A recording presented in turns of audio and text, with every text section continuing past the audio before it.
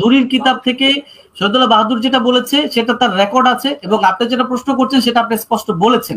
যদি সে উত্তর দিতে না পারে আপনি সেটাকে পরবর্তীতে অবশ্যই এটার পাল্টাপাল্টি কাটিং ফাটিং আপনারা করেন, এটা করবেন।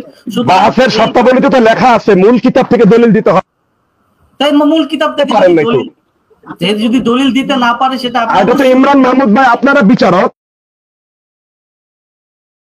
এবার আসেন ইমাম জাহাবি। ইমাম জাহাবির বক্তব্য আসলে কোথায়? ইমাম জাহাবি মুস্তাদরাক আলা সহিহাইনের হাদিসের সনদকে কেন্দ্র করে তিনি বক্তব্য দিয়েছেন।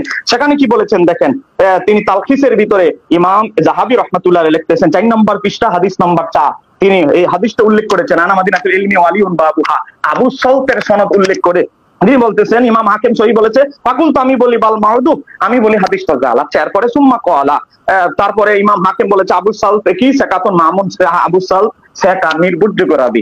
তারপরে কুলতু, ইমাম জাহাবি বলে আমি বলি কাল্লা ওয়াল্লাহি না, এটা নয়, কারণ সে রাফিজি গায়রে সাকা। আবার আসেন এরপরে ইমাম জাহাবি কি বলেছে, এটা কেন বলেন না ভাই?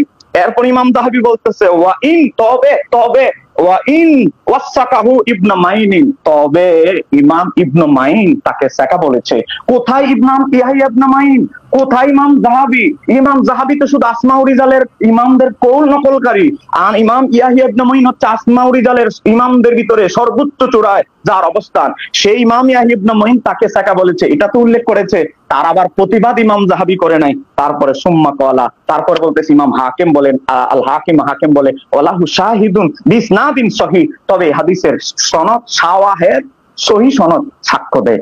এর কিন্তু খণ্ডন ইমাম জাহাবি করে নাই। তো জাহাবির আগের বক্তব্য পড়েন, তালখিসের পরের বক্তব্যটা কেন পড়েন না ভাই? একটু পড়বেন, পুরাপুরি পড়বেন।